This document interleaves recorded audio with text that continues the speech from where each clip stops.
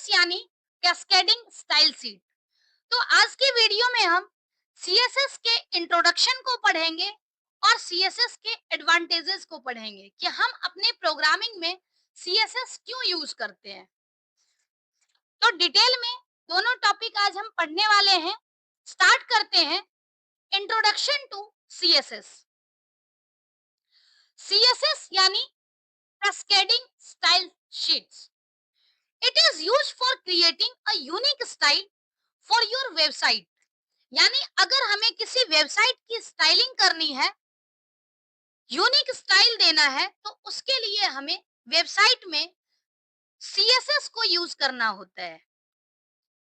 This means that you can specify in advance how the different headings, paragraphs, tables, list, forms etcetera will look. इसका मतलब है कि CSS file का use करके, CSS का use करके हम एडवांस में ये बता सकते हैं कि किसी भी वेबसाइट की हेडिंग कैसे दिखेगी, कोई पैराग्राफ कैसा दिखेगा, टेबल, लिस्ट, फॉर्म, ये सब का लुक क्या होगा, ये हम सीएसएस की हेल्प से एडवांस में डिजाइन कर सकते हैं। This will bring uniformity and make your website look very professional. अगर हम सीएसएस की बात करें तो सीएसएस का यूज करके हम किसी भी वेबसाइट को एक प्रोफेशनल लुक दे सकते हैं। हमेशा हम सीएसएस का लेटेस्ट वर्जन यूज कर रहे होते हैं। अगर हम किसी वेबसाइट को क्रिएट करें तो हम सीएसएस का यूज करके और उस वेबसाइट को एक अच्छा डिजाइन दे सकते हैं। Using the latest version of CSS you can create websites that will look great on any device, that is desktop, laptop, tablet और स्मार्टफोन। यानी हम सीएसएस के कोड को यूज करके किसी भी वेबसाइट को इतना अच्छा लुक दे सकते हैं कि वो किसी भी डिवाइस पे सही दिखे। अब यहाँ पर दो स्क्रीनशॉट दिए गए हैं पॉपुलर वेबसाइट के, और ये स्क्रीनशॉट जो है वो विदाउट सीएसएस है। आपने देखा भी होगा कि कई बार प्रॉपर तरीके से वेबसाइट लोड नहीं लेता है, तो बेसिक एचटीएमएल वर्जन में वेबसाइट हमें शो होता है, यानी विदाउट सीएसएस हमें दिखता है। आपने कभी आप अगर स्लो इंटरनेट कनेक्टिविटी में किसी वेबसाइट को ब्राउज करके देखना, अगर बेसिक एचटीएमएल वर्जन में लोड हो तो वेबसाइट बहुत सिंपल दिखता है, कोई डिजाइनिंग नहीं रहती है। मतलब विदाउट सीएसएस वो लुक कैसा होता है वो हमें पता चलेगा। अब जैसे इस एग्जांपल की अगर हम बात करें तो ये एक स्क्रीनशॉट है, ये बहुत ज्यादा पॉपुलर वेबसाइट है। अगर आप इस स्क्रीनशॉट को ध्यान से देखें तो आप बता सकते हैं कि ये कौन सी वेबसाइट है। ऐसे ही दूसरी जो स्क्रीनशॉट है ये भी काफी इंपॉर्टेंट है, और ये भी वेबसाइट जो है वो विदाउट सीएसएस आपको दिखाया जा रहा है। तो ये दोनों जो वेबसाइट विदाउट सीएसएस आपको दिख रहे हैं, क्या आप गेस कर सकते हो? ये जो दोनों वेबसाइट है, पहली वेबसाइट है वो विकिपीडिया है, और सेकंड जो है, ये सेकंड जो आप देख रहे हो ये है अमेज़न की वेबसाइट। ये विकिपीडिया है और ये अमेज़न की वेबसाइट है। और सीएसएस का यूज किए बिना आपको इतना सिंपल दिख रहा है कि आप वेबसाइट को पहचान नहीं पा रहे हो। शायद इस कंडीशन को देख करके, इस स्क्रीनशॉट को देख करके आपको समझ में आ गया होगा कि सीएसएस इतना क्यों जरूरी है। While hypertext markup language is used to structure a web document, defining things like headlines and paragraphs and allowing you to embed images, audio, video and other media, even including forms। मतलब HTML का use करके हम किसी web page का एक structure तैयार करते हैं, और वेब पेज का जो स्ट्रक्चर होता है वो काफी सिंपल होता है। अगर हमें उस वेबसाइट को, वेब पेज को एक स्टाइल देना है, तो उसके लिए हमें CSS यूज करना होता है, cascading style sheet language. It comes through and specifies your document style, page layout, colour, font और एनी काइंड ऑफ डिजाइन. मतलब अगर हम बात करें कि वेबसाइट क्रिएट करने की, तो उस केस में क्या है, हमें HTML यूज करना होगा. यानी जो एक बैकबोन है, एक स्ट्रक्चर है, वो HTML क्रिएट करता है. लेकिन हमें अगर वेबसाइट को अच्छा लुक देना है, तो उसके लिए हमें CSS यूज करना होता है. यानी HTML और CSS एक साथ यूज होते हैं. ऐसे ही एक और लैंग्वेज हम आगे पढ़ेंगे, जावास्क्रिप्ट. वो भी इससे HTML के साथ ही इम्बेड होता है. इसीलिए हमने HTML के इंट्रोडक्शन में पढ़ा था कि HTML का जो फीचर है वो कोलैबोरेटिव फीचर है. यानी CSS और जावास्क्रिप्ट दोनों के साथ काम करता है HTML. होप आप लोग समझ गए होंगे कि HTML के साथ CSS हम क्यों यूज कर रहे हैं. अब दूसरा टॉपिक है एडवांटेजेस ऑफ CSS. पहला एडवांटेज है improves the aesthetics of website. अगर हम किसी वेबसाइट के एस्थेटिक्स की बात करें, तो ये क्या होता है, कोई भी पर्सन नहीं चाहता कि उसका वेबसाइट जो है वो अनइंटरेक्टिव हो. यानी देखने में बोरिंग लगे, डल लगे, प्रोफेशनल ना लगे. हर कोई चाहता है कि वेबसाइट जो है वो बहुत अच्छा बने. तो विदाउट CSS वेबसाइट को अच्छा दिखाना पॉसिबल नहीं है. अगर हम वेबसाइट को ज्यादा प्रोफेशनल बनाना चाहते हैं, तो उसके लिए हमें क्या करना होगा, कैस्केडिंग स्टाइल शीट का यूज करना होगा. नेक्स्ट है easy updates across multiple pages. अगर हम बात करें CSS की, तो CSS का यूज करके हम एक साथ मल्टीपल पेजेस को डिजाइन दे सकते हैं. By specifying the styles of each HTML element using a style sheet, we don't need to spend time changing each element individually. मतलब अगर हमें मल्टीपल पेज पे कोई स्टाइल अपडेट करना होगा, तो उस केस में ऐसा जरूरी नहीं है कि हम हर एक एलिमेंट पे इंडिविजुअली स्टाइल अप्लाई करें. इस केस में हम एक साथ भी स्टाइल को ऐड कर सकते हैं. We can easily change the style sheet and it get reflected everywhere in the website. मतलब इसके लिए हमें क्या करना होगा, पहले से स्टाइल डिफाइन करना होगा और HTML के साथ लिंक करना होगा. Faster loading times. नेक्स्ट है faster loading times. With style sheets created in CSS files, the website becomes less heavy and its loading time becomes faster. मतलब CSS का यूज करके हम वेबसाइट का जो लोड है उसे कम कर सकते हैं, और जो लोडिंग टाइम है वो ज्यादा फास्ट हो जाता है. जितना ज्यादा हैवी होगा लोडिंग टाइम, उतना ज्यादा होता है. नेक्स्ट है रिस्पॉन्सिव वेबसाइट्स. अगर हम वेबसाइट्स की बात करें, when our website opens in different devices such as laptops, tablets, phones, the size of screen changes and this can make a website look bad. मतलब अगर हम बात करें, तो एक वेबसाइट जो है वो अलग अलग डिवाइस में अलग तरीके से दिखता है. तो साइज जो होती है, स्क्रीन साइज चेंज होने की वजह से वेबसाइट का लुक अच्छा नहीं दिखेगा. तो इस केस में हमें क्या करना होता है, CSS यूज करके, और इसकी जो एबिलिटी है रिस्पॉन्सिव फीचर, उसे हम ला सकते हैं. ताकि क्या होगा, हर एक डिवाइस के अकॉर्डिंग हमें वेबसाइट का लुक डिफरेंट दिखेगा, और किसी भी डिवाइस पे जो लुक है वो ऑड नहीं लगेगा.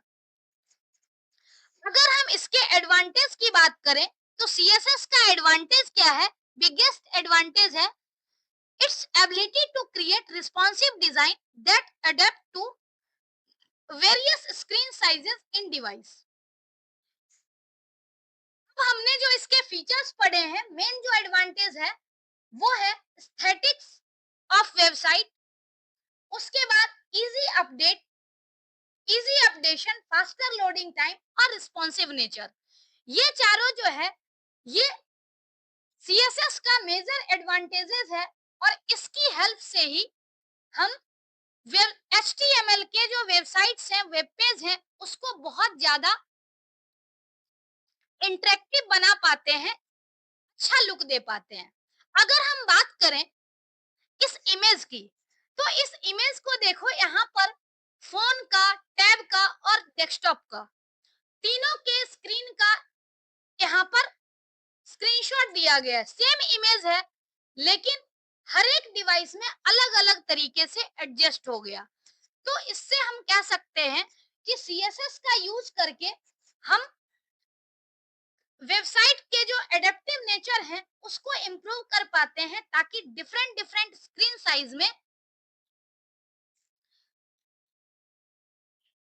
सीएसएस जो है वो एडजस्ट कर लेता है। नेक्स्ट है, एक फैक्ट है, did you know responsive web design makes your web page look good on all devices and it uses only HTML and CSS. अगर हम रिस्पॉन्सिव वेब डिजाइन की बात करें, तो रिस्पॉन्सिव वेब डिजाइन में हम एचटीएमएल और सीएसएस का ही यूज करते हैं। 3 ways टू इम्प्लीमेंट सीएसएस। आज के वीडियो में हम जो भी तरीका है सीएसएस को इम्प्लीमेंट करने का, उसके बारे में डिटेल में पढ़ेंगे। सीएसएस का मेनली हम यूज करते हैं किसी एचटीएमएल डॉक्यूमेंट को एक स्पेसिफिक तरीके से डिजाइन देने के लिए। तो इसमें टोटल 3 तरीका है जिसका यूज करके हम किसी एचटीएमएल वेब पेज में डिजाइन देते हैं। पहला है एक्सटर्नल सीएसएस, यानी inserting a CSS file using link tag. मतलब अगर एक्सटर्नल सीएसएस का कंसेप्ट हम देखें, तो इसमें हम क्या करते हैं, लिंक टैग का यूज करके और सीएसएस फाइल को ऐड करते हैं। दूसरा है internal CSS, inserting info using with in a style tag. मतलब इसमें क्या होता है, इंटरनल सीएसएस के केस में एक सिंगल प्रोग्राम होता है, और उसी प्रोग्राम में स्टाइल टैग की हेल्प से हम सेम प्रोग्राम में सीएसएस के कोड को लिखते हैं। तीसरा तरीका होता है इनलाइन सीएसएस।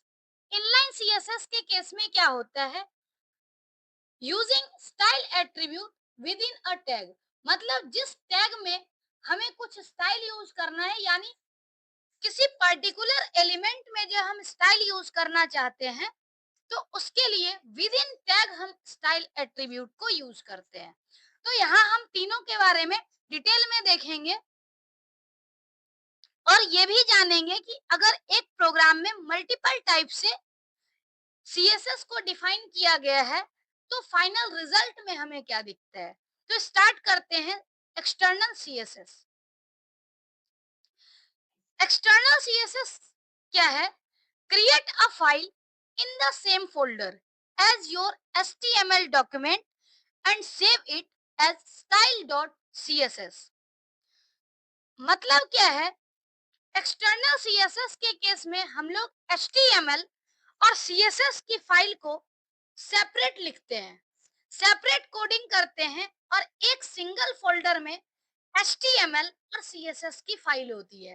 एचटीएमएल की फाइल डॉट एचटीएमएल एक्सटेंशन से होगी, सीएसएस की फाइल जो है उसमें सीएसएस एक्सटेंशन होता है, यानी हमने सिंपली एक नाम दिया styles.css। Then give the following tag within the head section of HTML file। मतलब हमने HTML और CSS की फाइल को जब सेम फोल्डर में लिखा है, तो सेम फोल्डर में रखने के बाद हमें क्या करना होता है कि उस फाइल की लिंकिंग करनी होगी। लिंकिंग के लिए हम क्या करेंगे, HTML फाइल में CSS की लिंकिंग करते हैं, और उसके लिए हमें क्या करना होता है, HTML के हेड सेक्शन में हमें ये पर्टिकुलर जो तरीका है हमें लिखना होता है। जैसे लिंक टैग हमने पढ़ा था कि एक्सटर्नल अगर हमें यूज करना होगा एक्सटर्नल फाइल, तो उसके लिए हम लिंक टैग यूज करेंगे। उसके बाद रेल एट्रीब्यूट है इक्वल टू स्टाइल शीट, और रेफरेंस देंगे। रेफरेंस किसका देंगे? तो जो भी हमारे पास सीएसएस की फाइल क्रिएट की गई है उसका हम रेफरेंस देते हैं। This link element tells the browser that we have a style sheet using rel attribute.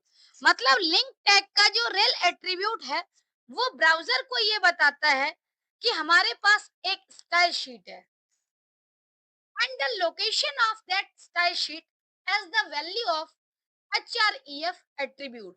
मतलब हमने रेल एट्रीब्यूट की हेल्प से ब्राउजर को ये बताया कि हमारे पास स्टाइल शीट है, लेकिन उस स्टाइल शीट की लोकेशन क्या होगी। तो उस लोकेशन के लिए हम href एट्रीब्यूट का यूज करते हैं। तो ये था एक्सटर्नल सीएसएस का बेसिक कंसेप्ट। अब हम एग्जांपल देखते हैं। एक्सटर्नल सीएसएस का एग्जांपल है, यहाँ अगर हम ध्यान से देखें तो ये पूरी फाइल जो है वो HTML की है, लेकिन HTML के हेड सेक्शन में जो CSS की फाइल है वो लिंक की गई है। और लिंक करने के लिए जो हमने ऊपर सिंटैक्स पढ़ा है वो सेम सिंटैक्स है। लिंक REL एट्रीब्यूट है स्टाइल शीट, और href में लोकेशन दिया गया है। यहाँ पर चूंकि सेम फोल्डर में है तो सेम फोल्डर में हम कंप्लीट पाथ नहीं देंगे, हमेशा रिलेटिव पाथ होगा इस केस में। तो हमने my style dot C S S दे दिया। यानी इस केस में हमने क्या किया है, एच टी एम एल में my style dot C S S को लिंक कर दिया। तो ये है HTML फाइल जिसमें हमने स्टाइल शीट को लिंक किया है। अब एक बार स्टाइल शीट का कंटेंट देख लेते हैं। जैसे my style dot C S S file जो है इसका क्या कंटेंट है। कोई भी CSS फाइल होती है तो उसमें CSS में जब हम किसी चीज को डिफाइन करते हैं, कोई पर्टिकुलर स्टाइल डिफाइन करेंगे, तो उसके लिए हमें क्या करना होता है, एक यूज करना होता है सिलेक्टर। सिलेक्टर यानी हमें किस पे स्टाइल यूज करना है। दूसरा है सिलेक्टर के साथ हमें प्रॉपर्टी यूज करनी होती है, और उस प्रॉपर्टी के साथ वैल्यू लिखना होता है। मतलब उस पर्टिकुलर प्रॉपर्टी की क्या वैल्यू है। तो इस तरह से हम CSS को डिफाइन करते हैं। अगर हम यहाँ पर बात करें my style dot C S S file की, तो इसमें क्या किया गया है, बॉडी जो कि सिलेक्टर है, उसके बाद इसके अंदर जो प्रॉपर्टी लिखी गई है वो प्रॉपर्टी है बैकग्राउंड कलर, कॉलन दे करके प्रॉपर्टी की वैल्यू है लाइट ब्लू, और ये हमने क्लोज कर दिया। मतलब एक पार्ट है CSS फाइल में। दूसरी दूसरा सिलेक्टर यहाँ पर है H1, H3, H5 और HR। मतलब ये टोटल 4 सिलेक्टर है। यहाँ पर हम सिलेक्टर को कॉमा से सेपरेट करके भी लिख सकते हैं। यहाँ पर हम देखें लिखा हुआ है कलर नेवी, यानी सिलेक्टर हमने यूज किया, उसके बाद प्रॉपर्टी यूज किया है कलर, और उसकी वैल्यू क्या है, तो नेवी। दूसरी प्रॉपर्टी है मार्जिन लेफ्ट, और मार्जिन लेफ्ट के साथ क्या है, 20 पिक्सल। तो ये हमने डिफाइन कर दिया है। अब सेम HTML फाइल को अगर हम देखें तो इसमें एक H1 यूज किया गया है और एक पैराग्राफ यूज किया गया है। हमने स्टाइल किस पे दिया है, तो हेडिंग पे स्टाइल दिया है, और बैकग्राउंड कलर हमने चेंज किया है। तो बैकग्राउंड कलर हमने दिया लाइट ब्लू, तो ये आउटपुट में लाइट ब्लू में आ रहा है। उसके बाद हमने सिर्फ हेडिंग यूज किया है H1, H3, H5, HR हमारे प्रोग्राम में कहीं भी नहीं है। हमने पहले डिफाइन कर दिया ताकि बाद में इसका यूज हो सके। एक्स्ट्रा हम सीएसएस फाइल में डिफाइन कर सकते हैं, किसी भी तरीके का एरर जनरेट नहीं होगा। अब इस केस में H1 जो है हेडिंग, तो दिस इज अ हेडिंग और ये नेवी कलर में आ चुका है यहाँ पर, और इसकी जो मार्जिन है वो क्या है, तो 20 पिक्सल लेफ्ट से ये मार्जिन है, ये 20 पिक्सल। और दूसरा जो पैराग्राफ है उसको हमने कस्टमाइज नहीं किया, कुछ भी नहीं किया है, तो बाय डिफॉल्ट हमें दिख रहा है। तो इस तरीके से क्या होता है, जो HTML की फाइल होती है वो सेपरेट होती है, CSS की फाइल हमें सेपरेट बनानी होती है, लेकिन दोनों फाइल जो है एक सिंगल फोल्डर में होगा। और हम जो CSS की फाइल होती है उसकी लिंकिंग हम करते हैं लिंक टैग का यूज करके, और ये लिंक टैग HTML फाइल के हेड सेक्शन में होता है। नेक्स्ट है इंटरनल CSS। इंटरनल CSS क्या है? An internal style sheet may be used if one single HTML page has a unique style। मतलब एक सिंगल HTML पेज में अगर हमें कोई यूनिक स्टाइल देनी है तो उस केस में हम इंटरनल CSS का यूज करते हैं, यानी उसी पर्टिकुलर पेज में हम स्टाइल देंगे। The internal style is defined inside the style element. हमने पढ़ा था कि एक्सटर्नल में हम लिंकिंग करते हैं और इंटरनल CSS में क्या होता है, हम स्टाइल एलिमेंट का यूज करके और डिजाइन को डिफाइन करते हैं। ये स्टाइल एट्रीब्यूट कहां पर यूज होता है? Inside the head section. मतलब जितनी भी जो डिजाइनिंग हो रही है, चाहे वो इंटरनल हो या एक्सटर्नल हो, एक्सटर्नल के केस में लिंकिंग भी हेड सेक्शन में हो रही है, और इंटरनल CSS के केस में जो स्टाइल एलिमेंट का हम यूज कर रहे हैं ये भी हेड सेक्शन में हो रहा है। तो ये था इंटरनल CSS का कंसेप्ट। अब इसको हम एग्जाम्पल की हेल्प से देखते हैं। हमने HTML का प्रोग्राम लिखा। अब HTML के जो प्रोग्राम है इसके हेड सेक्शन में हमने स्टाइल को डिफाइन कर दिया है। अब स्टाइल एट्रीब्यूट का यूज कर रहे हैं इस केस में, क्योंकि हमने इंटरनल CSS यहाँ पर हमें डिफाइन करना है। बॉडी सिलेक्टर है, बैकग्राउंड कलर हमने दे दिया और इसकी वैल्यू दे दी। उसके बाद फिर से H1 है, H1 सिलेक्टर है, इसकी दो, एक प्रॉपर्टी कलर और दूसरी प्रॉपर्टी मार्जिन लेफ्ट, इसकी वैल्यू हमने सेट कर दी। सेम जैसे हमने एक्सटर्नल CSS में किया था वही कोड हमने इंटरनल किया है, यहाँ पर सेम कोड है। और यहाँ पर क्या किया गया है, बॉडी सेक्शन में हमने लिख दिया है कंटेंट को। तो यहाँ पर भी कंटेंट आ रहा है, दिस इज अ हेडिंग और दिस इज अ पैराग्राफ। इस केस में बैकग्राउंड कलर जो हमने डिफाइन किया है सेम कलर यहाँ पर शो हो रहा है। जो H1 है ये हेडिंग, इसकी जो कलर हमें दिख रही है मैरून, और मार्जिन जो है वो लेफ्ट से 40 पिक्सल हो गया। तो इस तरीके से हम क्या करते हैं, इंटरनल CSS को डिफाइन करते हैं।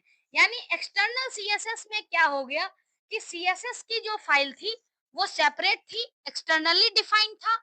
इंटरनल के केस में हमने क्या किया है, बॉडी सेक्शन में, हेड सेक्शन में हमने स्टाइल एट्रीब्यूट का यूज करके और स्टाइल को डिफाइन किया है। तीसरा है inline CSS। An inline style may be used to apply a unique style for a single element। यानी एक सिंगल एलिमेंट में जब हमें कोई पर्टिकुलर स्टाइल देनी हो, यूनिक स्टाइल, तो उस केस में उसे हम इनलाइन CSS कहते हैं। To use inline styles, add the style attribute to the relevant element।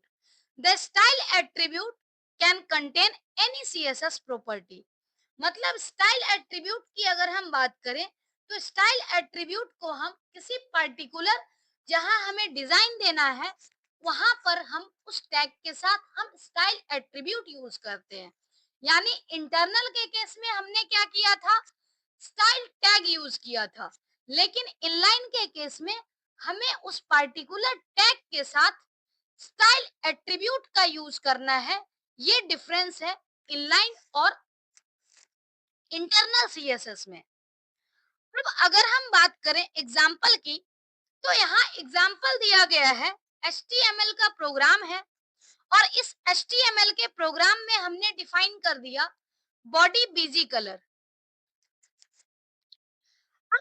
H1 यानी H1 ये जो हेडिंग है, इस हेडिंग को हमें कस्टमाइज करना है।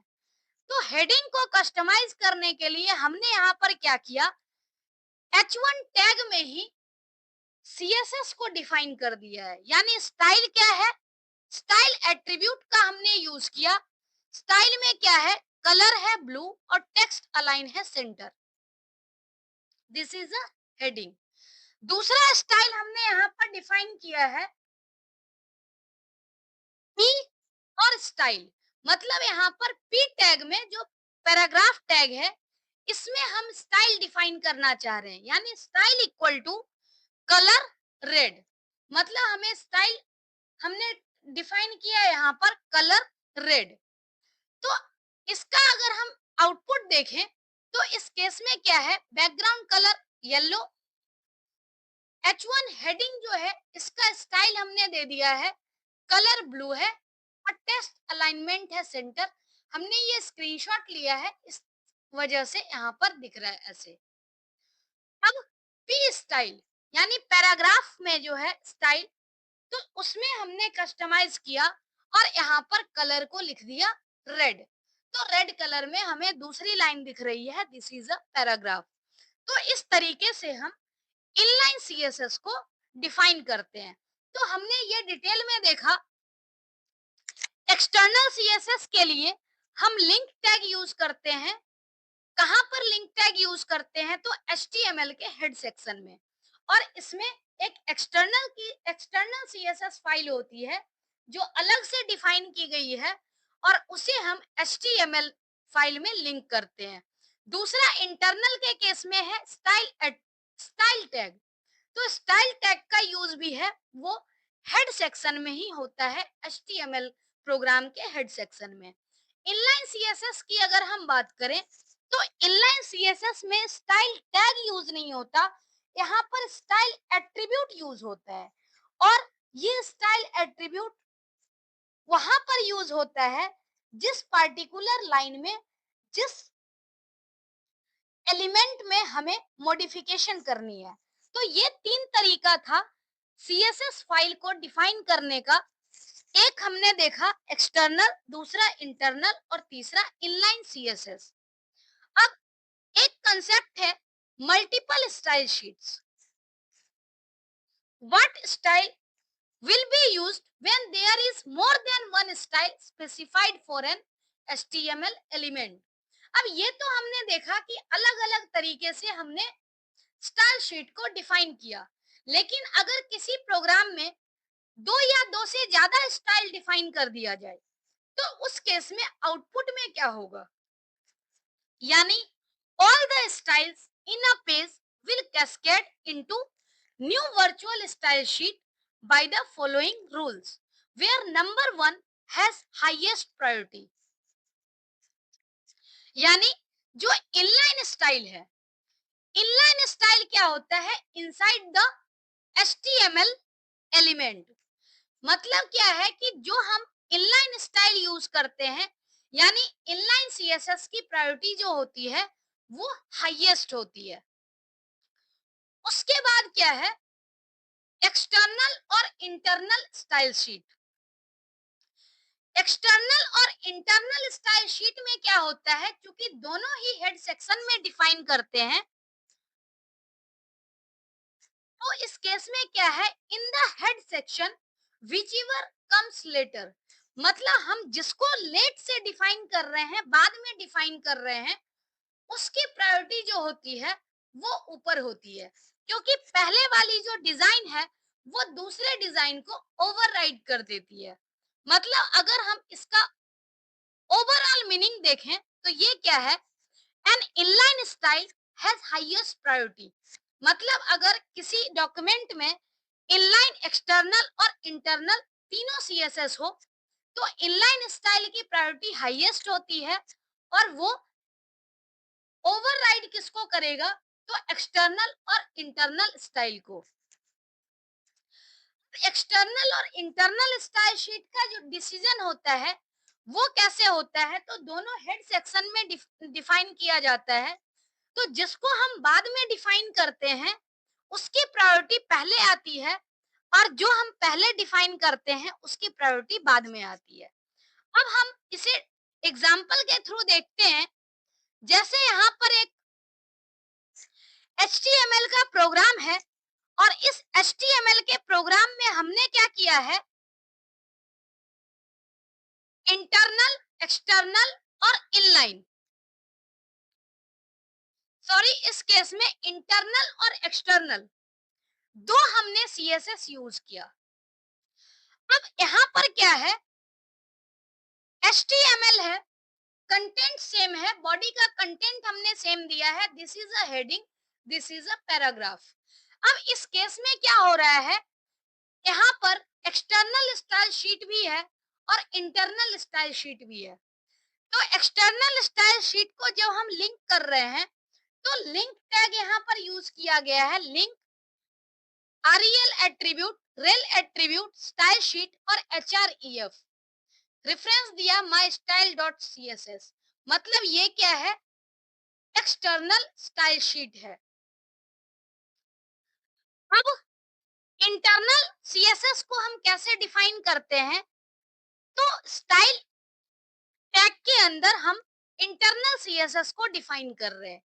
अब इंटरनल CSS जब डिफाइन कर रहे हैं तो इस केस में क्या है, हमने बॉडी डिफाइन कर दी, मतलब सिलेक्टर यहाँ पर बॉडी है, बैकग्राउंड कलर हमने डिफाइन कर दिया H1 यानी कलर मैरून और मार्जिन लेफ्ट जो है वो 40 पिक्सल। अब अगर हम इसके आउटपुट को देखें तो आउटपुट जो आ रहा है वो इंटरनल स्टाइल शीट का आ रहा है। क्यों? क्योंकि हमने पढ़ा था कि जो इनलाइन स्टाइल शीट होती है उसकी प्रायोरिटी हाईएस्ट होती है, इनलाइन सीएसएस की प्रायोरिटी हाईएस्ट है। और अगर इंटरनल एक्सटर्नल दोनों आ जाए तो जिसको हम बाद में डिफाइन करते हैं उसकी प्रायोरिटी पहले आती है। तो इसलिए बाद में हमने डिफाइन किया स्टाइल एट्रीब्यूट को। इस केस में इंटरनल स्टाइल शीट का जो स्टाइल है वो डिस्प्ले हो रहा है। The link to external style sheet is followed by internal style sheet, so its style will be displayed.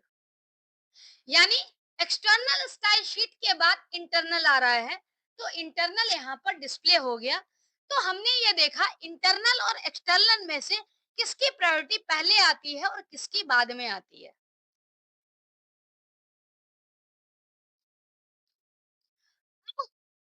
दूसरा यहाँ पर दिया गया है कि पहले हमने स्टाइल स्टाइल टैग को डिफाइन किया है, यानी स्टाइल टैग को डिफाइन करके और इस टाइम पर हमने बैकग्राउंड कलर और हेडिंग का कलर मार्जिन सेम कोड है, सिर्फ हमने क्या किया है इस केस में लिंक बाद में किया है और स्टाइल शीट का स्टाइल एट्रीब्यूट का यूज पहले किया है।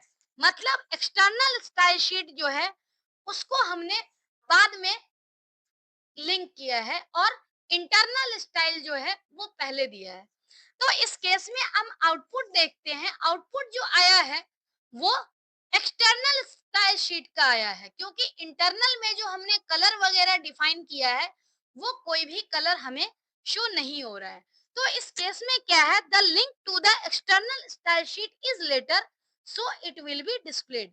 अब हमने यहाँ पर एक्सटर्नल स्टाइल शीट को बाद में लिंक किया है तो मतलब बाद वाले की प्रायोरिटी ज्यादा होती है। तो इस केस में जो हमने एक्सटर्नल स्टाइल शीट डिफाइन की है इसकी जो आउटपुट है वो आ रही है।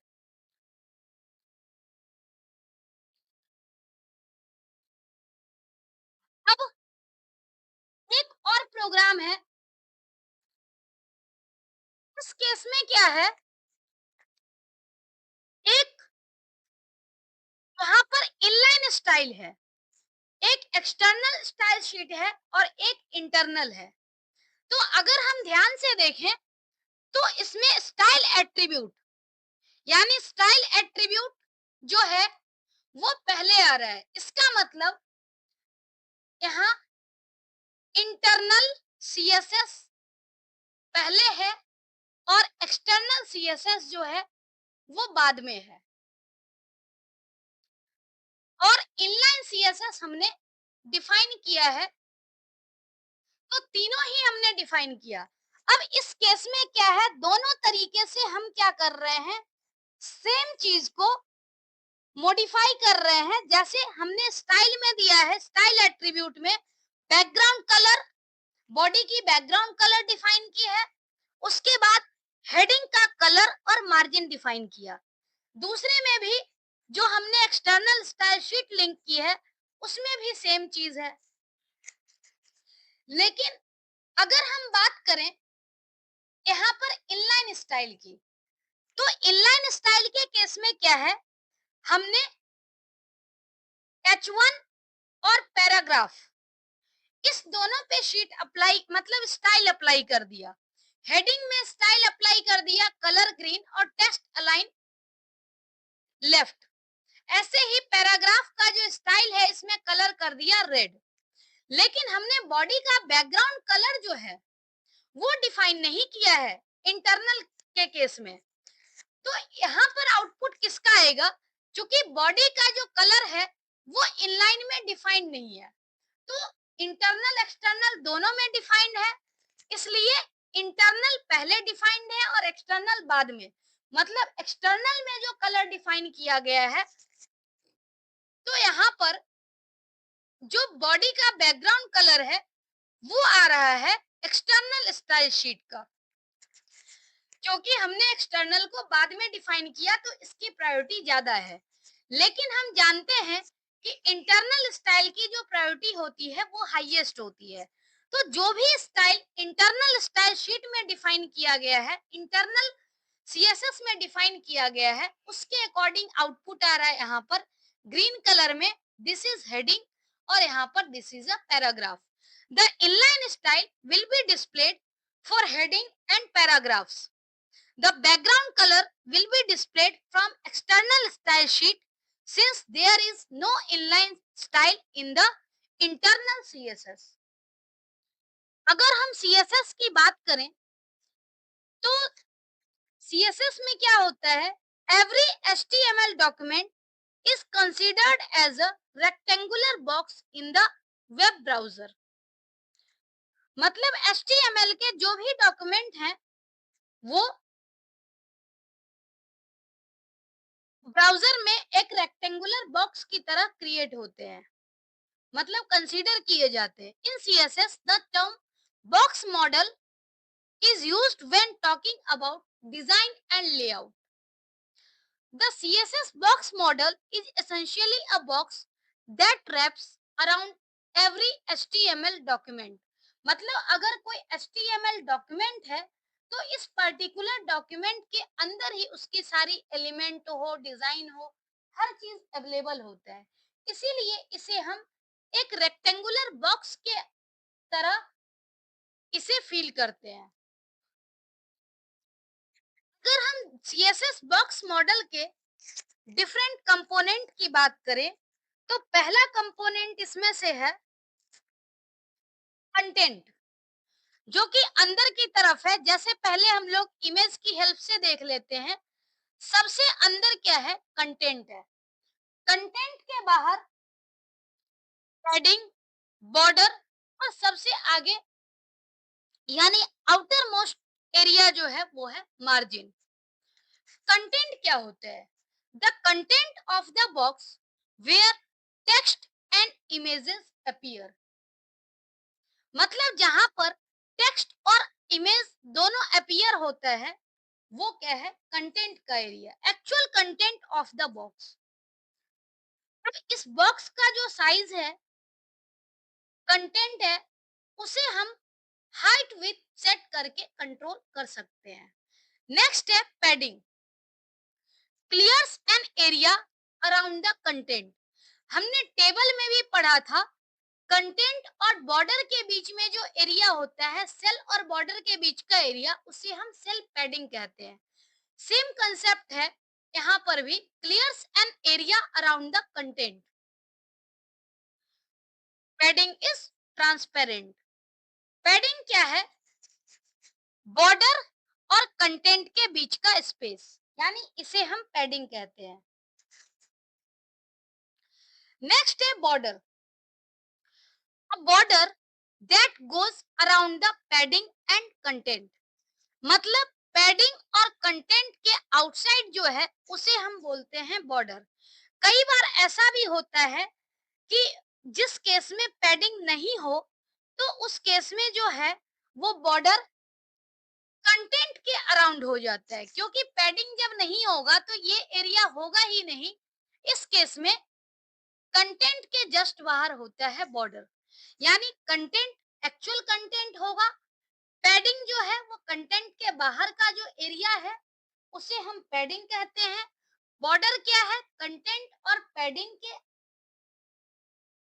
बाहर जो स्पेस है उसे हम बॉर्डर कह रहे हैं। और अगर जिस केस में पैडिंग नहीं होगा, उस केस में कंटेंट के जस्ट बाहर बॉर्डर होगा।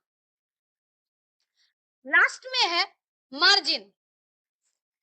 मार्जिन जो है वो आउटर मोस्ट स्पेस होता है। जैसे एक एलिमेंट है और दूसरा एलिमेंट इसके साथ होगा, तो एक एलिमेंट के साथ जो दूसरा एलिमेंट है तो उसके बीच का जो स्पेस होता है उसे बेसिकली हम लोग बोलते हैं मार्जिन। यानी मल्टीपल बॉक्सेस अगर एक जगह है तो उसको सेपरेट करने के लिए हम मार्जिन का यूज करते हैं। मार्जिन क्या है? Clears an area outside the border. मतलब बॉर्डर के आउटसाइड का जो एरिया है वो क्या है? मार्जिन। मार्जिन ट्रांसपेरेंट होता है। अब अगर हम सीएसएस के बॉक्स मॉडल की बात करें, तो इम्प्लीमेंट करने से पहले हम ये जान लेते हैं कि इसका यूज क्यों किया जाता है। जैसे बॉर्डर जो ये बॉक्स मॉडल है इसकी हेल्प से हम लेआउट को कंट्रोल कर पाते हैं। जैसे हमें स्पेसिंग, अलाइनमेंट या फिर एलिमेंट साइज, ये सब अगर हमें डिफाइन करना होता है तो ये हम बॉक्स मॉडल की हेल्प से कर पाते हैं। दूसरा क्या है कि जैसे मोबाइल फ्रेंडली या फिर कोई अदर डिवाइस है, उसके अकॉर्डिंग लेआउट जो है वो एडेप्टेबल होता है, यानी कोई तरह का लेआउट इशू नहीं होता। और भी फायदा क्या है? जैसे अगर कोई कंटेंट के बीच में या मल्टीपल एलिमेंट है तो उसके बीच का स्पेसिंग, अलाइनमेंट, ये सब यूनिफॉर्म रखने के लिए सीएसएस बॉक्स मॉडल की नीड होती है। तो ये कुछ बेनिफिट था। अब अगर हम इसके इम्प्लीमेंटेशन की बात करें तो सीएसएस बॉक्स मॉडल को हम कैसे इम्प्लीमेंट करते हैं? It is implemented by CSS by defining properties of the div tag within the style tag। मतलब div tag की प्रॉपर्टी को हम विदिन स्टाइल टैग डिफाइन करते हैं और इस तरीके से सीएसएस बॉक्स मॉडल जो है वो डिफाइन किया जाता है। अब यहाँ पर div, इसके अंदर हमने डिफाइन कर दिया विथ, और ये सारे चीज पिक्सल में है। विथ है 320 पिक्सल, पैडिंग यहाँ पर है 10 पिक्सल, बॉर्डर है 5 पिक्सल, मार्जिन यहाँ पर है 0 पिक्सल। तो इस तरह से हम कुछ भी वैल्यू लेकर के यहाँ पर डिफाइन कर सकते हैं। मेनली हमें div टैग का यूज करके स्टाइल टैग में हमें डिफाइन करना होता है इस बॉक्स मॉडल को। अगर हम बात करें तो टोटल विथ, कंटेंट का टोटल विथ अगर हम निकालना चाहें तो क्या होगा इस केस में? जैसे हमने देखा 320 तो है, ये तो कंटेंट का है जो कि एक्चुअल विथ है कंटेंट की। उसके बाद पैडिंग के लिए हमने 10 पिक्सल यूज किया है। तो पैडिंग जो है, पैडिंग तो चूंकि दोनों साइड है, विथ 320 पिक्सल, पैडिंग की अगर हम बात करेंगे तो जिधर से भी हम मेजर करें पैडिंग दो साइड है, यानी 10 पिक्सल है, इसका मतलब 20 पिक्सल पैडिंग हो गया। ऐसे ही बॉर्डर भी जो है वो दोनों ही साइड है, तो बॉर्डर को भी हम क्या करते हैं, डबल करके यहाँ पर लिखते हैं। जैसे 5 है तो बॉर्डर जो हो गया ये भी 10। उसके बाद हमने मार्जिन 0 डिफाइन किया है, तो इस केस में अगर हम देखें मार्जिन इंक्लूड करके हो या फिर मार्जिन एक्सक्लूड करके, दोनों ही केस में क्या आ रहा है, 350 पिक्सल जो है वो टोटल आ रहा है यहाँ पर हॉरिजॉन्टल स्पेस ऑक्युपाइड। यानी जो हॉरिजॉन्टल स्पेस है कंटेंट का, जैसे 320 पिक्सल है, उसके बाद पैडिंग 10 पिक्सल इधर 10 पिक्सल इधर 20 पिक्सल हो गया। बॉर्डर यहाँ पर 5 इधर भी 5, मतलब 10 यहाँ हो गया और मार्जिन 0 है। तो इस केस में मार्जिन विथ मार्जिन और विदाउट मार्जिन दोनों ही केस में क्या हो रहा है, हम total 350 pixel horizontal space calculate कर रहे हैं। अगर मार्जिन डिफाइन करना होता तो मार्जिन के केस में हम फिर क्या करते, जो भी मार्जिन का पिक्सल होता उसको हम डबल करके ऐड कर देते। तो ऐसे हम हॉरिजॉन्टल स्पेस कैलकुलेट कर सकते हैं। अब the box model allows us to add a border around elements and to define space between elements। मतलब CSS बॉक्स मॉडल जो है वो एलिमेंट के अराउंड बॉर्डर भी अलाउ करता है और एलिमेंट के बीच में स्पेस भी डिफाइन करने के लिए अलाउ करता है। तो ये बॉक्स मॉडल का फीचर है। अब नेक्स्ट है setting the width and height of the element using the box model. अगर हम एलिमेंट के विड्थ और हाइट को सेट करना चाहें बॉक्स मॉडल, तो उसके लिए हमें क्या करना होता है, in order to set the width and height of an element correctly in all browsers, you need to calculate the padding and margin accordingly। मतलब इसके लिए हमें पैडिंग और मार्जिन जो है इसके अकॉर्डिंग ही कैलकुलेट करना होता है, जैसे हमने अभी कैलकुलेट किया था। सेम चीज हम प्रोग्रामिंग की हेल्प से देखेंगे। तो अगला एग्जांपल हम यहाँ पर देख रहे हैं, एक HTML प्रोग्राम है, इसके अंदर स्टाइल एट्रीब्यूट में CSS बॉक्स मॉडल को डिफाइन किया गया है। अब ये CSS बॉक्स मॉडल में क्या है, 320 पिक्सल विड्थ हमने डिफाइन किया, पैडिंग 10 पिक्सल है, बॉर्डर 5 पिक्सल है और बॉर्डर का कलर सॉलिड ग्रे, मार्जिन 0 हमने डिफाइन किया है।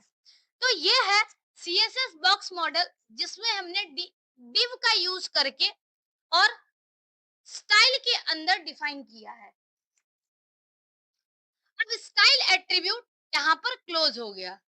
अगर हम टोटल विड्थ को कैलकुलेट करते हैं तो इस केस में क्या है, टोटल विड्थ क्या होगा, जैसे हमने पहले कैलकुलेट किया था 320 पिक्सल विड्थ है यानी एक्चुअल कंटेंट, उसके बाद 10 पिक्सल जो था वो था पैडिंग, मतलब लेफ्ट और राइट पैडिंग मिला करके 20 पिक्सल हो गया।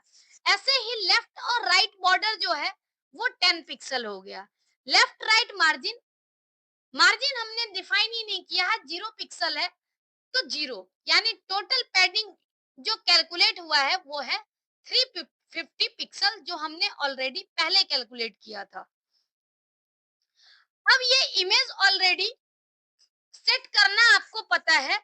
इस केस में हम क्या कर रहे हैं, इमेज का जो सोर्स है ये सोर्स हमने डिफाइन कर दिया विथ 350, क्योंकि हमने जो कैलकुलेट किया है हॉरिजॉन्टल विथ वो 350 पिक्सल आया है। तो जो हमारी कैलकुलेशन होगी उसके अकॉर्डिंग ही अगर हम विथ को सेट करें तो उसके अकॉर्डिंग जो है हमें एक्चुअल में जो इमेज है उसकी साइज दिखेगी। अब यहाँ पर div टैग जैसे है the picture above is 350 pixel wide. The total width of this element is also 350 pixel. तो इस केस में जैसे हमने हाइट 263 यहाँ दिया, लेकिन उसके अकॉर्डिंग जैसे एडजस्ट कर रहा है, यहाँ पर हम देखें तो ये पिक्चर क्या है, 350 वाइड है और टोटल विड्थ जो है वो भी क्या है, 350 पिक्सल है। तो इस तरीके से क्या है, एलिमेंट की जो है वो एडजस्टमेंट होती है। तो ये कंसेप्ट था सीएसएस बॉक्स मॉडल का, जिसकी हेल्प से हमने क्या किया है, div का यूज करके और कंटेंट, पैडिंग, बॉर्डर, मार्जिन ये सब डिफाइन किए हैं। हमने हॉरिजॉन्टल जो विड्थ है उसको भी कैलकुलेट करके देखा और उसके अकॉर्डिंग इमेज को सेट किया। तो ये सारा कंसेप्ट था सीएसएस बॉक्स मॉडल के बारे में। अब CSS rule consist of a selector and a declaration block. अगर हम सीएसएस के रूल की बात करें तो हमने पिछले बहुत सारे प्रोग्राम में भी देखा है कि कैसे हम सीएसएस को डिफाइन करते हैं। तो उसमें एक सिलेक्टर होता है और सिलेक्टर के साथ डिक्लेरेशन ब्लॉक, जिसमें प्रॉपर्टी और वैल्यू के पेयर में हम लोग स्टाइल को डिफाइन करते हैं। The selector points to the HTML tag you want to style, यानी जो सिलेक्टर है वो एचटीएमएल टैग को पॉइंट करता है जिसे हम स्टाइल करना चाहते हैं। The declaration block contains one or more declarations separated by semicolon। जैसे यहाँ पर हम इमेज में देखें, एक सिलेक्टर है H1 और बाकी सारे जो हैं वो डिक्लेरेशन ब्लॉक है। डिक्लेरेशन ब्लॉक में एक या एक से ज्यादा डिक्लेरेशन हो तो सभी डिक्लेरेशन जो है वो सेमी कॉलन से सेपरेट किए गए हैं। Each declaration includes a CSS property, name and value separated by a colon। मतलब प्रॉपर्टी और वैल्यू को जो हम सेपरेट करते हैं तो कॉलन से सेपरेट करते हैं, लेकिन अगर प्रॉपर्टी वैल्यू पेयर को यानी एक डिक्लेरेशन को अगर हमें सेपरेट करना होगा दूसरे से तो इस केस में हम सेमी कॉलन का यूज करते हैं।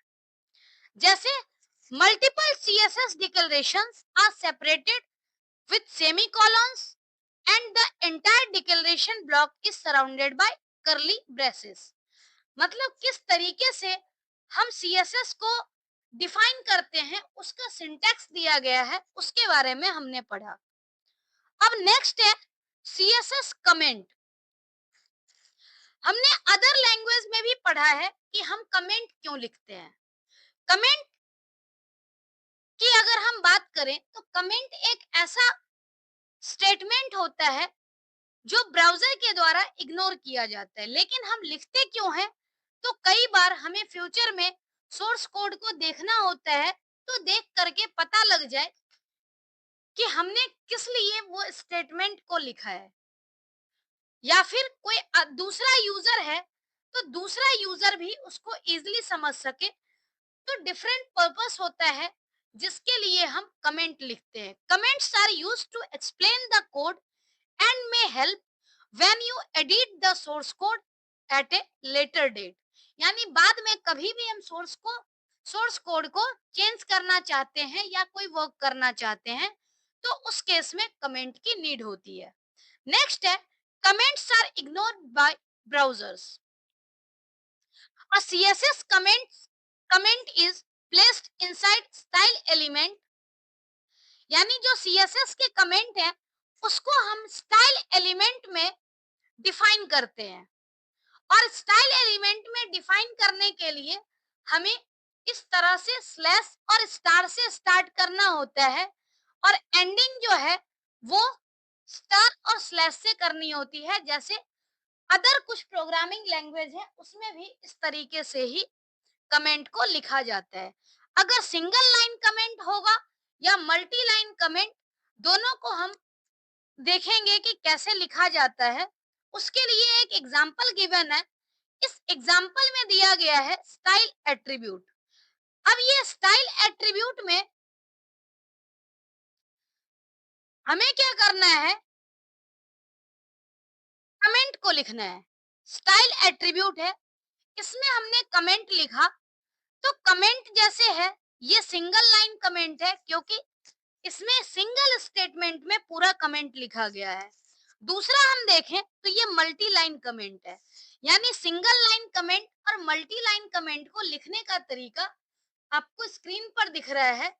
सिंगल लाइन कमेंट में हम एक लाइन में ही टर्मिनेट कर देते हैं, मल्टी लाइन कमेंट में हमें स्लैश स्टार से स्टार्ट करना होता है और एंडिंग जो होती है वो सबसे एंडिंग वाले लाइन में होती है।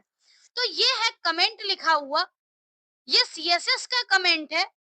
इसके बाद अगर हम एचटीएमएल के बॉडी पार्ट को देखें तो इसमें क्या किया गया है, 3 पैराग्राफ डिफाइन किया गया है और एक स्टेटमेंट लिखा गया है जो कि कमेंट है और ये एचटीएमएल का कमेंट है। यानी सीएसएस और एचटीएमएल दोनों के कमेंट को देख करके आप पहचान सकते हो। अब ये तो पैराग्राफ का कंटेंट है जो आपको आउटपुट में दिख रहा है।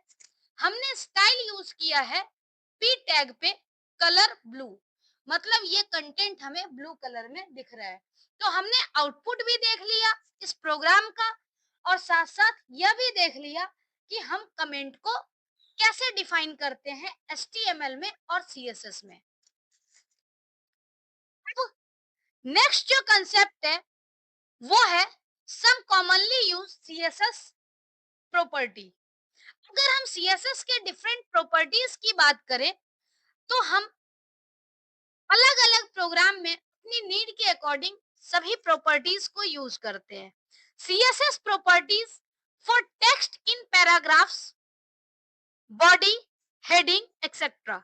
मतलब अगर हमें किसी टेक्स्ट में मॉडिफिकेशन करनी हो, डिजाइन देना हो, चाहे वो पैराग्राफ हो या कोई बॉडी का कंटेंट हो या फिर हेडिंग हो, उस केस में हम कैसे प्रॉपर्टी का यूज करते हैं, हर एक प्रॉपर्टी के बारे में देखेंगे और उस प्रॉपर्टी का क्या यूज है उसके बारे में भी देखेंगे। जैसे पहली प्रॉपर्टी है text align. Text align property का जो हम यूज करते हैं हॉरिजॉन्टल अलाइनमेंट के लिए करते हैं। टेक्स्ट का horizontal alignment text align property से किया जाता है। इसकी वैल्यू लेफ्ट, राइट, सेंटर और जस्टिफाई, चारों में से कोई भी वैल्यू हो सकती है। हमने ऑलरेडी लेफ्ट, राइट, सेंटर और जस्टिफाई के बारे में एचटीएमएल में भी पढ़ा है। नेक्स्ट प्रॉपर्टी है कलर। कलर प्रॉपर्टी का यूज करके हम टेक्स्ट में कलर डिफाइन करते हैं। नेक्स्ट प्रॉपर्टी है text indent. The text indent property can be applied to indent the text of your paragraph, heading etcetera. मतलब पैराग्राफ और हेडिंग के टेक्स्ट को इंडेंट करने के लिए हम टेक्स्ट इंडेंट प्रॉपर्टी का यूज करते हैं। नेक्स्ट है text transform. Text transform property क्या होता है, हमें एक केस से दूसरे केस में अगर टेक्स्ट को चेंज करना हो आइदर अपर केस में या फिर लोअर केस में, तो उसके लिए हम टेक्स्ट ट्रांसफॉर्म प्रॉपर्टी का यूज करते हैं। नेक्स्ट है line height. The CSS line height property is applied to assign space between lines. यानी लाइंस के बीच में स्पेस देने के लिए हम लाइन हाइट प्रॉपर्टी का यूज करते हैं। नेक्स्ट है letter spacing. The letter spacing property is implemented for specifying the space involving the characters within your HTML text. मतलब टेक्स्ट के बीच का जो लेटर का जो स्पेसिंग है उसे स्पेसिफाई करने के लिए हम लेटर स्पेसिंग प्रॉपर्टी यूज करते हैं। ऐसे ही वर्ड के स्पेस को स्पेसिफाई करने के लिए वर्ड के बीच में कैसे स्पेस होगा, कितना स्पेस होगा, इसको डिफाइन करने के लिए हम वर्ड स्पेसिंग प्रॉपर्टी का यूज करते हैं। तो ये तो था कि हम टेक्स्ट पे कौन कौन सी प्रॉपर्टी अप्लाई करते हैं। नेक्स्ट प्रॉपर्टी है CSS प्रॉपर्टीज फॉर लिस्ट। अगर हम CSS प्रॉपर्टी की बात करें लिस्ट में, तो लिस्ट में दो प्रॉपर्टी यूज किया जाता है। एक है list style image. This property specifies an image as a list item marker. यानी लिस्ट आइटम मार्कर के रूप में अगर हमें किसी इमेज को स्पेसिफाई करना है तो उसके लिए प्रॉपर्टी यूज करते हैं लिस्ट स्टाइल इमेज। ऐसे ही अगर हमें type of list item marker specify करना हो तो इसके लिए list style type property use करते हैं। लिस्ट स्टाइल टाइप प्रॉपर्टी क्या करता है? This property specifies the type of list item marker. ये दोनों जो प्रॉपर्टी था ये लिस्ट से रिलेटेड था। अब नेक्स्ट प्रॉपर्टी जो हम पढ़ने वाले हैं वो है टेबल से रिलेटेड प्रॉपर्टी। जैसे हम देख पा रहे हैं पहली प्रॉपर्टी है border. This property specifies the border in pixel. यानी टेबल में बॉर्डर को स्पेसिफाई करने के लिए हम बॉर्डर प्रॉपर्टी यूज करते हैं। नेक्स्ट है width. This property specifies the span और width of the screen as percentage. मतलब स्क्रीन का जो विथ है उसको डिफाइन करने के लिए हम यहाँ पर विथ प्रॉपर्टी यूज कर रहे हैं। नेक्स्ट है text align. This property specifies the horizontal alignment of the text in the column. यानी किसी पर्टिकुलर कॉलम में अगर हम टेक्स्ट को अलाइन करना चाहते हैं हॉरिजॉन्टल अलाइनमेंट, तो उसके लिए हम टेक्स्ट अलाइन करते हैं। हॉरिजॉन्टल अलाइनमेंट क्या हो सकता है? तो आइदर लेफ्ट, राइट या फिर सेंटर। ऐसे ही वर्टिकल अलाइन प्रॉपर्टी क्या करती है? This property specifies the vertical alignment of the text in the column. मतलब किसी कॉलम में अगर हमें वर्टिकल अलाइनमेंट करनी है तो उसके लिए वर्टिकल अलाइन प्रॉपर्टी यूज करते हैं। और वर्टिकल अलाइनमेंट क्या होता है? तो होता है टॉप, बॉटम और मिडिल। नेक्स्ट है height property. This property specifies the height of the cells in pixel. यानी सेल की हाइट को डिफाइन करने के लिए हाइट प्रॉपर्टी का यूज करते हैं। नेक्स्ट है padding. This property is used to control the space between the border and the content in the table. मतलब टेबल के कंटेंट और बॉर्डर के बीच में स्पेस डिफाइन करने के लिए हम पैडिंग प्रॉपर्टी का यूज करते हैं। तो ये कुछ सीएसएस से रिलेटेड डिफरेंट प्रॉपर्टीज थे जिसका मोस्टली यूज किया जाता है। अब कुछ एग्जांपल हम लोग देख लेते हैं कि हम लोग सीएसएस की प्रॉपर्टी को कैसे डिफाइन करते हैं। जैसे यहाँ हमने सिंटैक्स पढ़ा है, अगर HTML एलिमेंट हो और उसमें कुछ पर्टिकुलर प्रॉपर्टी को हमें डिफाइन करना है तो उसके लिए हम यहाँ पर as a selector attribute selector use करते हैं। तो इसमें हमने क्या किया है, ये डिक्लेरेशन का पार्ट है जो यहाँ पर ब्लॉक दिख रहे हैं जो कि करली ब्रेसेस से डिफाइन किया है। फिर इसमें प्रॉपर्टी है टेक्स्ट अलाइन। यानी टेक्स्ट अलाइन का वैल्यू है लेफ्ट और टेक्स्ट इंडेंट है 40 पिक्सल। दूसरा है बॉडी। मतलब इस केस में हम पूरी HTML का जो बॉडी टैग है उसमें हम प्रॉपर्टी अप्लाई कर रहे हैं टेक्स्ट अलाइन सेंटर और कलर रेड। ऐसे ही हेडिंग टू, इस पे हम डिफाइन कर रहे हैं टेक्स्ट अलाइन राइट और कलर में एक्वा। टेबल टेबल की प्रॉपर्टी हम डिफाइन कर रहे हैं बॉर्डर 1 पिक्सल और सॉलिड विथ 100%। ऐसे ही TH और TD यानी टेबल का जो डेटा है और टेबल का हेडर है उसमें हम डिफाइन कर रहे हैं text align centre height 50 pixel. यानी सेल की हाइट जो है वो 50 पिक्सल है। वर्टिकल अलाइन बॉटम और पैडिंग 15 पिक्सल। तो इस तरीके से हम सीएसएस की प्रॉपर्टी को डिफाइन करते हैं। नेक्स्ट है सीएसएस कलर्स। कलर का कंसेप्ट हमने एचटीएमएल में भी पढ़ा है, तो एक बार हम इसके बारे में भी देखेंगे कि कलर का क्या कंसेप्ट है, हम कैसे कलर को डिफाइन करते हैं। CSS colors. With CSS, colors can be specified in different ways as RGB values, by color names, as hexadecimal value. मतलब तीन तरीका है कलर को डिफाइन करने का। पहला है RGB value. RGB colour values are supported in all browsers.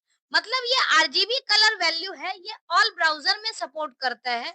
RGB colour value is specified with RGB यानी red green blue. Red green और ब्लू तीनों कलर की इंटेंसिटी के फॉर्म में हम डिफाइन करते हैं RGB वैल्यू को। Each parameter defines the intensity of the color as an integer between 0 to 255। मतलब 0 से 255 तक की इसकी वैल्यू हो सकती है, रेड की भी, ग्रीन की भी और ब्लू की भी। अब यहाँ एग्जांपल दिया हुआ है RGB 00255।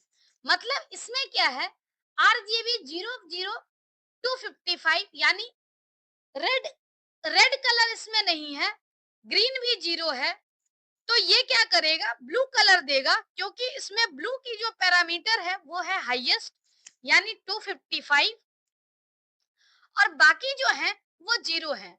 तो मतलब ब्लू का कलर सेट हो चुका है, रेड और ग्रीन 0 है, इसका मतलब फाइनल कलर जो होगा वो होगा ब्लू। ऐसे ही अगर हम ग्रीन को 255 रखें, बाकी को 0 रखें, तो इस केस में क्या होगा, फाइनल कलर ग्रीन होगा। और अगर हम रेड को कंप्लीट 255 रखें, बाकी को 0 रखें, तो रेड कलर होगा। हम जो ये 0 टू 255 का रेंज है, इसको चेंज करके कलर के जो टाइप है, डिफरेंट डिफरेंट कलर है, वो कलर कॉम्बिनेशन हम यूज कर सकते हैं। प्राइमरी कलर है आरजीबी, तो इसलिए हमने आरजीबी इसके अकॉर्डिंग भी वैल्यू दी है। अब नेक्स्ट है hexadecimal values. As hexadecimal values, hexadecimal colour values are also supported in all browser. मतलब हेक्साडेसिमल कलर जो है वो भी ऑल ब्राउजर में सपोर्ट करता है, और हेक्साडेसिमल के लिए हम यहाँ पर हैश से डिफाइन करते हैं। इसमें आर आर यानी दो जो बिट है वो आर के लिए यूज होता है, उसके बाद दो जी के लिए और दो बी के लिए। आर आर रेड, ग्रीन, जी जी और ब्लू। इसकी जो वैल्यू होती है वो होती है 0 से एफ एफ तक। यानी 0 जो होती है वो लोएस्ट होती है और हाईएस्ट वैल्यू एफ होती है। इसमें हम देखें आर आर रेड है, जी जी ग्रीन और बी बी ब्लू, और hexadecimal integer between 00 and FF, specifying the intensity of color. For example, hash 0000FF is displayed as blue. Blue क्यों डिस्प्ले करेगा, क्योंकि हमने ब्लू की वैल्यू दे दी है FF जो कि हाईएस्ट है, और ब्लू कंपोनेंट हाईएस्ट है, उसके अलावा सारे 0 हो गए। इसका मतलब फाइनल कलर भी जो होगा वो होगा इस केस में ब्लू। अब आरजीबी यहाँ पर वैल्यू है, इसी का हेक्साडेसिमल है, एफएफ हाईएस्ट यानी यहाँ पर ब्लू है, यहाँ पर ग्रीन का एफएफ है, बाकी सारे 0 हैं, रेड का एफएफ है, बाकी सारे 0 हैं। तो इस तरीके से जो कलर यहाँ पर डिफाइन किया गया है आरजीबी वैल्यू की हेल्प से और हेक्स कोड की हेल्प से। और तीसरा है कलर नेम, जो कि कलर नेम हम लोग सबसे ज्यादा यूज करते हैं, क्योंकि इसे याद रखना भी जो है वो काफी आसान होता है। The colour names are supported by all browsers Modern browsers support 140 color names. Some of these are, अब यहाँ पर कुछ कलर के नाम दिए गए हैं और ऐसे 140 कलर्स हैं टोटल जो कि हमारा वेब ब्राउजर सपोर्ट करता है। तो हमने इसमें जो देखा है वो मेनली सीएसएस के कलर को डिफाइन करने का डिफरेंट तरीका देखा है कि हम कैसे सीएसएस के कलर को डिफाइन करते हैं। अब कुछ और एग्जाम्पल है सीएसएस का कि हम किस तरीके से सीएसएस में प्रोग्राम को कस्टमाइज कर पाते हैं। अब यहाँ पर प्रोग्राम सारे सेम दिए गए हैं, पूरे प्रोग्राम में एचटीएमएल का कोड है और स्टाइल जो यूज किया गया है वो है हेड टैग में स्टाइल एट्रीब्यूट। स्टाइल मतलब टैग है यहाँ पर। अब स्टाइल टैग के लिए हमने यहाँ सिलेक्टर यूज किया है यूएल। यूएल क्यों यूज किया? तो यहाँ पर एक अनऑर्डर्ड लिस्ट डिफाइन किया गया है और अनऑर्डर्ड लिस्ट में टोटल 3 एलिमेंट है, एलआई, कॉफी, टी और कोका कोला। अब इसकी जो प्रॉपर्टी है वो हम डिफाइन करना चाहें तो इस केस में क्या होगा? हमने दिया है यूएल लिस्ट स्टाइल और लिस्ट स्टाइल क्या है? URL flower JPG. मतलब लिस्ट की स्टाइल हमने डिफाइन कर दी है और लिस्ट की स्टाइल क्या है? फ्लावर, यानी फ्लावर का इमेज है। तो यहाँ पर हम देख पा रहे हैं जो फ्लावर का इमेज है वो बुलेट बन चुका है, स्टाइल बन चुका है। यहाँ पर ऐसे नॉर्मल अनऑर्डर्ड लिस्ट के केस में क्या होता है? बुलेट यूज करते हैं, बट यहाँ पर लिस्ट का जो स्टाइल है वो सीएसएस की हेल्प से चेंज हो गया। दूसरा यहाँ पर स्टाइल दिया हुआ है एलआई, एलआई ओवर। अब इस केस में क्या होगा? जैसे ही माउस उस पर्टिकुलर लिस्ट आइटम पे जाएगा तो उसका बैकग्राउंड कलर क्या है? ग्रे हो जाए। तो हमने ये दोनों प्रॉपर्टी जो है वो सीएसएस की हेल्प से डिफाइन की है। एक सिंपल लिस्ट जैसे एचटीएमएल में क्रिएट किया जाता है वो लिस्ट हमने क्रिएट किया और इसका जो स्टाइल है वो स्टाइल टैग की हेल्प से हमने डिफाइन कर दिया है। अब अगर हम ध्यान से इस लिस्ट को देखें, आउटपुट को, तो इसमें क्या है? जो लिस्ट हमने डिफाइन की है अनऑर्डर्ड लिस्ट, उसमें बुलेट की जगह फ्लावर शो हो रहा है और जो एल आई है इस केस में क्या है कि जैसे ही माउस एल आई पे जा रहा है इसका जो बैकग्राउंड है वो बैकग्राउंड कलर ग्रे हो जा रहा है। तो हमने ये डिफाइन किया है, एग्जाम्पल लिया है सीएसएस का। इस तरह से हम और भी एग्जाम्पल ले सकते हैं। अगला जो एग्जाम्पल है वो है टेबल से related. Creating a table that will resize the display in different devices and the row gets highlight when the mouse hovers over it। Simple तरीके से हमने यहाँ पर क्या किया है, जैसे हम टेबल क्रिएट करते हैं, अगर हम ध्यान से देखें तो स्टाइल जो यूज किया गया है वो स्टाइल हेड टैग में। पहले हम यहाँ से बॉडी टैग को ही देखते हैं। जैसे ये स्टाइलाइज्ड टेबल है, रो डिफाइन किया गया है, ये फर्स्ट रो है, दूसरा रो डिफाइन किया गया है, तीसरा रो डिफाइन किया गया है और के आगे और भी रो है। टोटल अगर हम देखें तो इसमें 4 रो डिफाइन किया गया है और एक टेबल हेडर, यानी 5 रो है जिसमें एक टेबल हेडर है और एक टेबल डेटा है।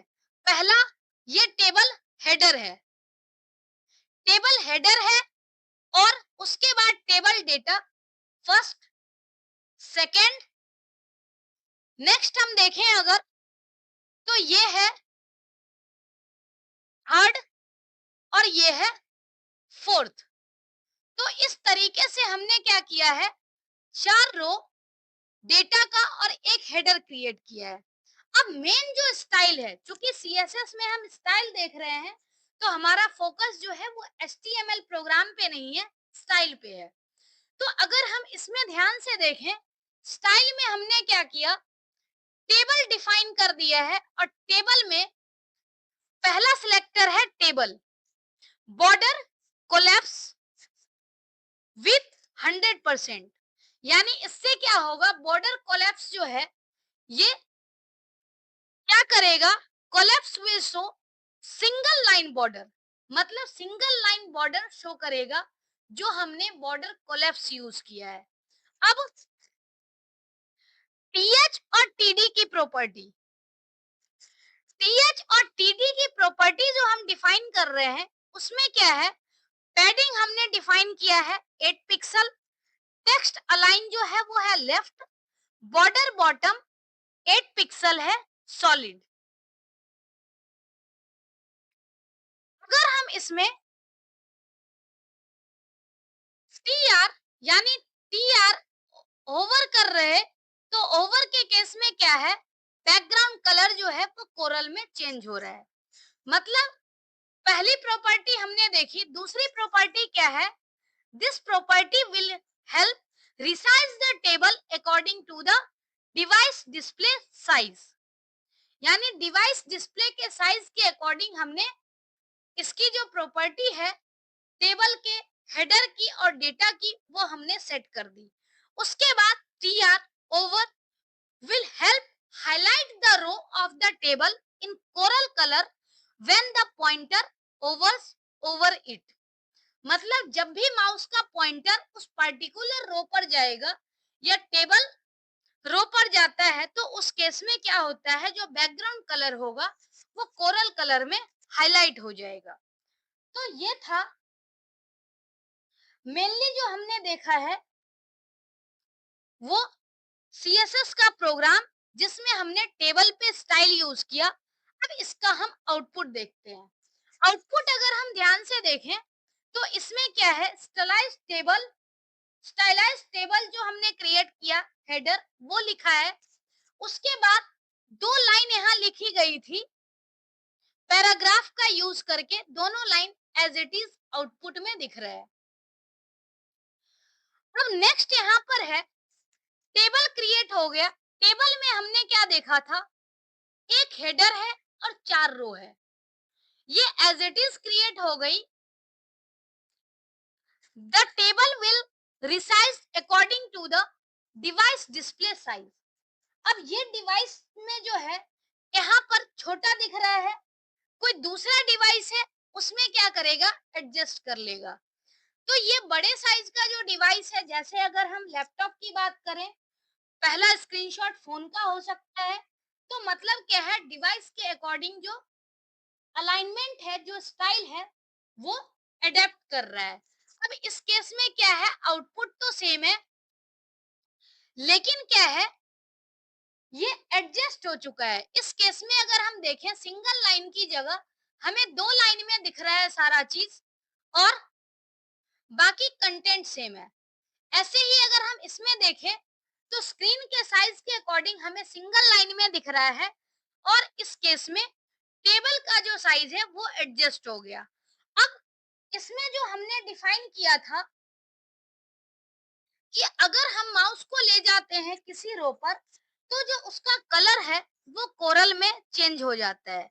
मतलब यहाँ पर क्या है, the row will be highlighted as we move the mouse over it. हमने जो स्टाइल डिफाइन किया है उसकी वजह से ये चीज हो रहा है। आज के लिए इतना ही। Thank you so much.